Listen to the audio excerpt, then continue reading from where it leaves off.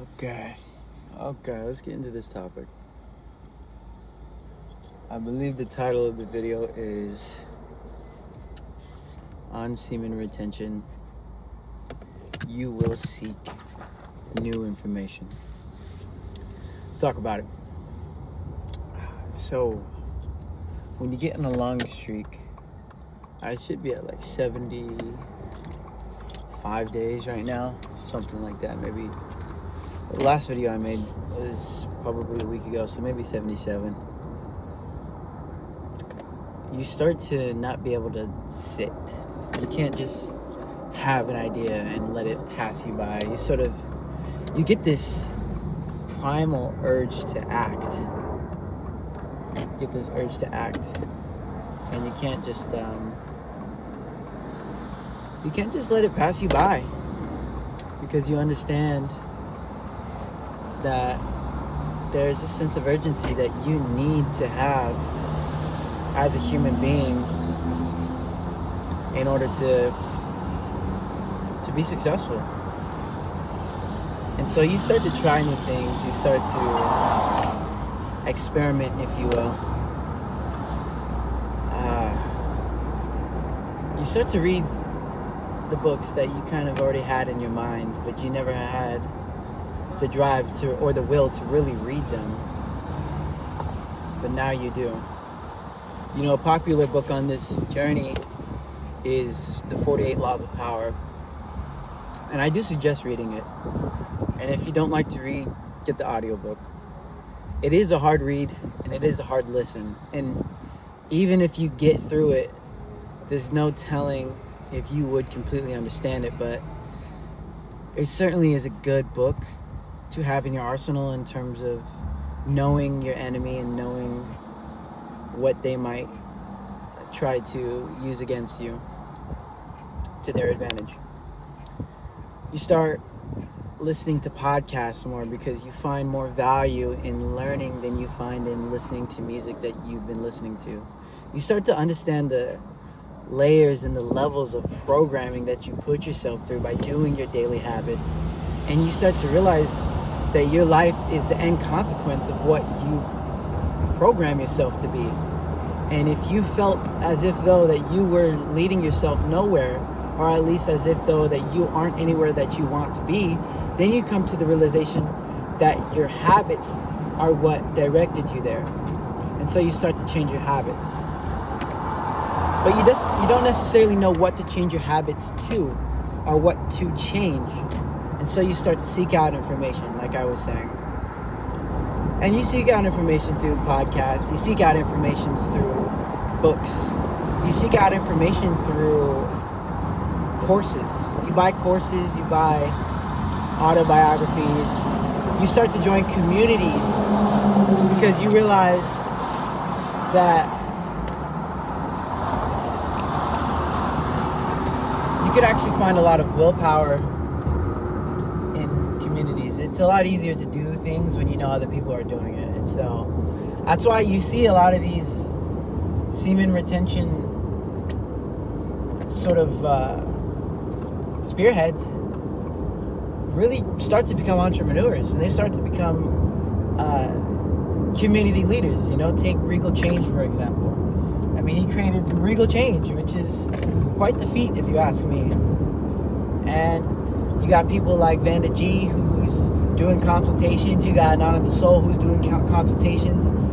You got the Fulati, who's created a Discord or some sort of community, has a Patreon. And you start to realize that your services can be monetarily valued, because there is intrinsic value in what you have to say if you know what you're talking about. And that's why we go on long streaks. These long streaks allow us to access the wisdom that we wouldn't otherwise have access to. This journey goes hand in hand with your walk with God, or your walk with your Creator, or your walk with whatever it is that you believe in, because whatever that power is, that it's like source, if you want to call it anything, if you can call it anything, across all of the belief systems, it would be source. As a man, your source of power comes from your semen. You're saving your life. You are saving your life, both in the literal sense. Actually, in the literal sense, in the sense that like you're a banker, you're saving and you're becoming wealthy with your life, and in the sense of you're becoming a hero for saving from disaster. There's nothing worse. There is nothing worse than falling for the temptation when you are tempted and you fall for it and it feels so good for 2 seconds and then it's gone. And then you have this overwhelming feeling of shame and guilt and apathy and despair. And that's not good for anyone. That's not good for anyone. If you, what's that chart? Man, I forgot whose chart it was, but there's a chart of emotions, and certain emotions are a higher frequency than other emotions, For instance, anger is a higher frequency than depression. I was just listening to Game God Goldie and Mega McQueen.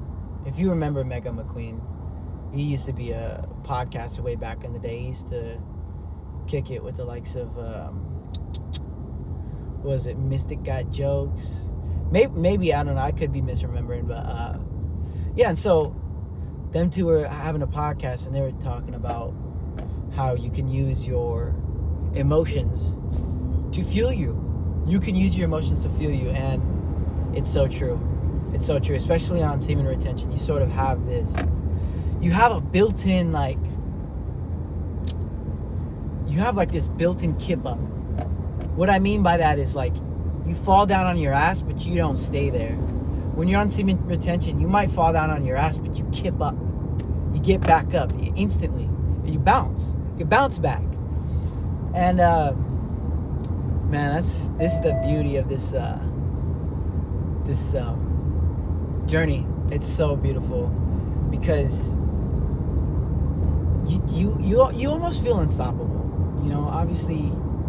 Obviously you got to be mindful of your actions and mindful of your beliefs, mindful of your inner dialogue, because you start to understand everything that you do, including your beliefs, including the fleeting thoughts that you have, what you recognize, what you accept in your own mind has an effect on the external, aka your own body, which then in turn has an effect on the external.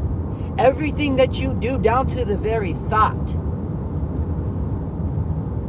down to how you position your energy, down to how efficient your energy is, down to how you hold yourself, has an effect on everything that you do and everything in your life. You got to realize that your life is your life. It's no one else's. And so it doesn't matter how she feels. It doesn't matter how he feels. It doesn't matter what they feel. It only matters what you feel. And you have to cultivate that feeling yourself, because no one's going to do it for you. You can watch all the motivation that you want, but if you don't do the inner work, aka take whatever they're saying and apply it to your own life, it's not going to do anything. You can get by like that, but just barely. That's not the way you want to live. You don't want to live getting by just by listening to these motivational podcasts. No, you want to be motivated by listening to them. Be motivated to implement the things that they're talking about. Something you can check out is NLP, Neuro-Linguistic Programming. There's quite a bit that goes into it, but the gist, from what I understand, and I have very, very minuscule research into the subject, but from what I have researched, it's a form of regulating your emotions, right? Getting into a state that you program yourself to be in, aka you could program yourself to be in a state of focus. You could program yourself to be in a state of relaxation, a state of confidence.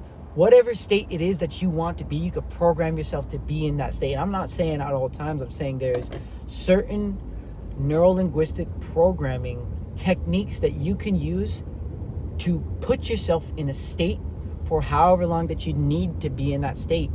I'm not saying it's like some sort of form of hypnosis where it's like, oh, for 3 hours you're gonna, no, it's like there's like a certain techniques that you can use. I haven't learned any of them yet.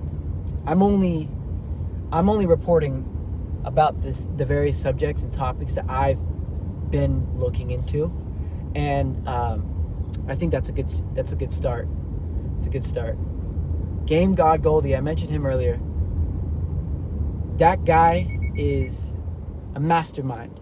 I think that it's important to check people out, even outside of the semen retention community. I think that's one of the people that are on semen retention, or at least on some form of tantra, that doesn't explicitly talk about it. Because, I mean, if you're, that's one thing that's special about the semen retention community. That makes it separate from all the other communities, is that we give out the secret sauce, quite literally.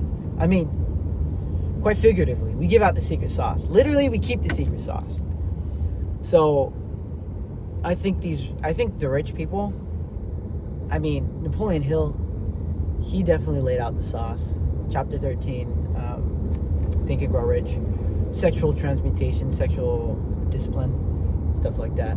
But not all these rich people talk about sexually disciplining themselves. And so, at least if you're trying to buy a course, if you're trying to get into the knowledge of somebody else, they're not necessarily going to explicitly tell you about semen retention, which is why this community is so sacred. It's so sacred. We're such a niche, we're such a niche pocket in history. And I think it's because this is the first time in recent history, at least, that we've actually dealt with this level of licentiousness. Shout out to Masculine Theory for putting me onto that word, but like this generation has been so bogged down and muddied with licentiousness. I mean, it's reminiscent of Rome, of Greece before they fell. Of what's that biblical reference? Sodom and Gomorrah, something like that. Yeah, man. Like, there's just, it's so important. It's the most important now more than ever to get sexually disciplined, because if you get that one aspect right, there's no telling the transferable skills that one thing can bring. You start to save more money. You start to actually think. You actually have cognizance and cognition to be able to think multiple steps ahead, instead of instead of winging your entire life. Yes, it's important to stay in the moment. Do not get me wrong. But it's also important to set goals. It's also important to have a certain mindset that will set you up for success in the future. You know, not to mention, it's a dopamine reset. You know, getting clean from the P and the P, it makes you much more appreciative of the little things. Like, you can't really see it. You can't see it at all, but there's clouds out here, and I'm just the sight of the clouds, it's magnificent. It's majestic. You start to appreciate the small things, and I think that's what life is all about. Life is all about staying appreciative and having gratitude. You know, being thankful, thanking God, and understanding that this life is a gift, And as bad as you thought that you had it earlier, if you would just hold on and have faith like a mustard seed, your life will get better. Your life will get better. It doesn't matter where you're at. Your life will get better. You know, you could start whenever. You just have to decide. Life as a man is about deciding. Once you decide, this is what I want, then go for it. You don't have to wait. You don't have to wait.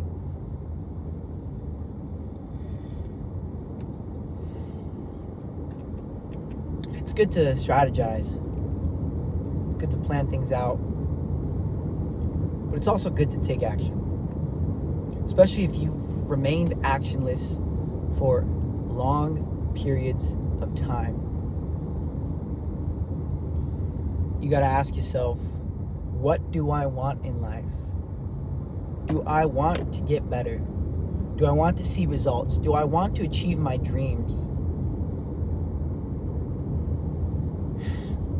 And your younger self would say yes. Your younger self would say, yes, I want to achieve my dreams. Your younger self would say, what happened? That's what your younger self would say. What happened? And so if you're beating yourself up, you know, if your younger self is beating you up on the inside, it's important to love yourself like you would love a loved one. Like, let's say, me personally, I just got over my ex. I just got over her, and I can confidently say that I'm over her now, but, you know, I used to feel so bad about that whole situation, how it ended, and it's because I didn't know what I was doing with a woman, you know? Having sex, that's not what you're not supposed to have sex before marriage. Or at least you're not supposed to have sex before you realize that the person that you're having sex with, it's important to know the person that you're sharing and exchanging your energy with, your soul with. You know, and as much as you think that you love them because you had sex with them, it really is just the lust. You lust after them. You love their body. You love the feeling that they can create within you. And you also have an emotional attachment to your seed. At least I do. On long streaks, I have an attachment to my seed. And every time that I relapse, it's not like I'm going back into the war room. It's like a second season. It's like a different season. It's like, yes, the story has the basic principles of each streak, but it's like a different season. New characters, different energies, different timelines. You know, it depends on how much you relapse. Depends on how deep down the rabbit hole you went back after climbing out. And man, be careful. Be careful, man. Those temptations will get you. Especially if you're not busy. Keep busy. Keep busy. You know, Vanda G. I know I'm talking about Vanda G a lot, but hey, listen. Vanda G actually recommended getting a journal. And now that I have a journal, I also recommend getting a journal. It's therapeutic to write down your thoughts. It's almost powerful. It's like you're not just speaking things into existence with your affirmations, but now you're writing them into existence, which reinforces your psychological pathways that are able to create that which you think. So it's important to think positive. Think positive. I have 3 journals now. I have a journal for my dreams, and I think it is important to write dreams down. I actually heard that information from Regal Change. Regal Change talked about recommending that you get a journal for your dreams and write down your dreams, because you're gonna realize that dreams are psychological, and these dreams do have meaning. As wacky as they might seem, they have themes in them, themes and patterns of which that you could recognize in your life, and you can you could decode your own mind quite a bit. You know, I've only had my dream journal, and my journal is actually for 2 days, but it's definitely something you want to check out. So I have a dream journal, then I have a journal just for my thoughts. I have a journal for like a summary. At the end of the day, I summarize whatever it was that I went through in that day. So far it's been 2 days, and I've just been jotting down my thoughts. You know, I write down the date, the day of the week, what time I start writing, and what time I end writing. That way I could give myself a clear picture as to what time of day and how old I was in my life when I wrote whatever it was I wrote. And on average, I only write for about 7 minutes. I wrote for 7 minutes yesterday, and I wrote for 7 minutes the day before. And it's just like, just writing until my heart's content, really. And a lot of it has to do with my hand muscles, because I haven't written in so long. Your hand muscles get tired. And it's just good to have a journal to jot down your thoughts. And I'm thinking about even trying to write with my left hand, because I'm right-handed, but I mean, for the past couple years, I've been using my left hand for various items to compensate for the decades of not using my left hand. I've been using my left hand to brush my teeth, to stir and mix pancake mix, and you know, protein shakes, things of that nature. So I think I'm gonna try and test out writing with my left hand. Who knows? Maybe I might become ambidextrous. It's a good skill to become ambidextrous. I feel as if though there is no scientific proof, and if there is scientific proof, I'm not aware of it. Not that I would even be aware of it, but I feel as if though using your left hand would, if you're right-handed, using your left hand and becoming ambidextrous as somebody who's predominantly a single-handed guy, right or left, I think it's a good skill to have to become ambidextrous, because I feel as if though there would be more neural pathways in your brain, more connections with your thought process, and I think that's important. That's important to create more neural pathways. I believe that the general scientific consensus is that neuroplasticity, your brain's ability to create new neural pathways, significantly slows down at or around the age of 25. So there's a general consensus that you're psychologically developed primarily, for the most part, by the age of 25. So I'm 23 now, and you know, I was a porn addict and drug addict for a long time. I think porn addict from the age of 11, and then drug addict from the age of 14. And I just stopped both of those. I stopped watching porn when I was 22, which was just basically a year ago. And I stopped taking drugs when I was 22 as well. So compound those. And I drank. So I stopped drinking at 22 too. So if you compound all three of those, and I've done psychedelics, all that jazz, I know that all of those have a significant effect on the efficiency of my own brain, especially in those development infancy phases of my brain. Puberty is the most important time for a developing brain, And so if you're compromising it through the use of drugs, drinking, or masturbation, then you're at a significant disadvantage. You know, I often see people who are healthy, people who haven't struggled with the things that I've struggled with, and even in their teens, they are displaying signs of neurotypical behavior.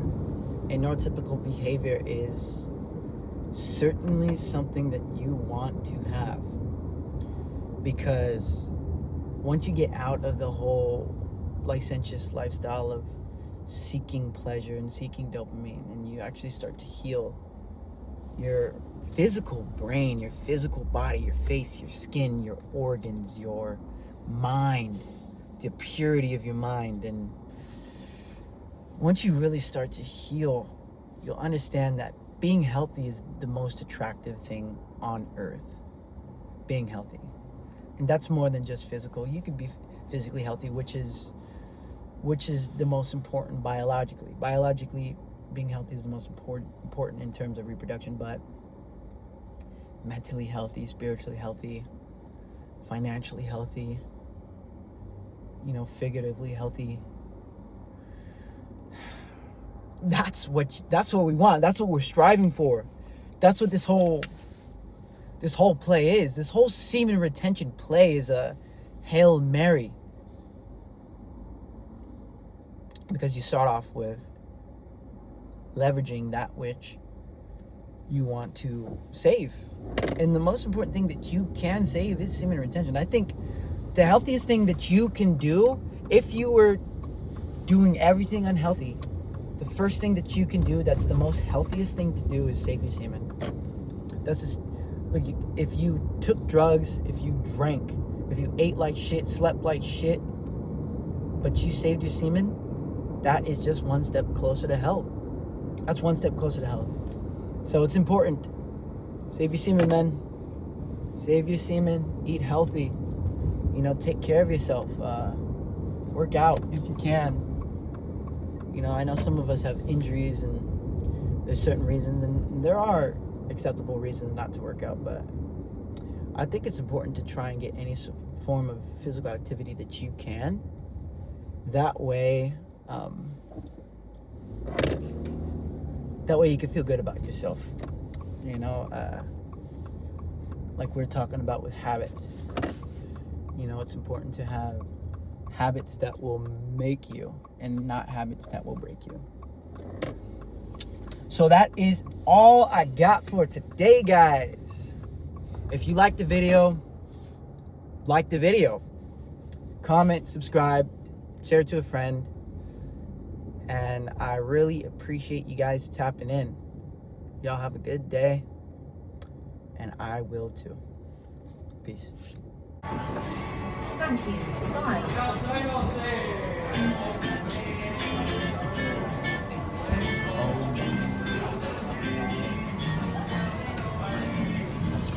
They got the robots. The robots are taking over.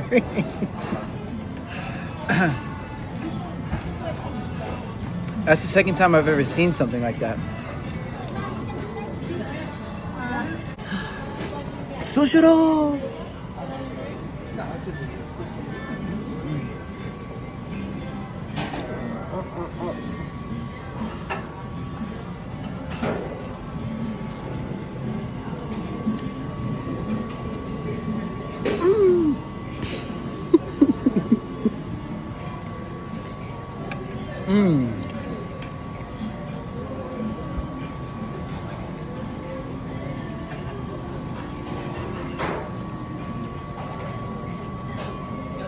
You start to treat yourself.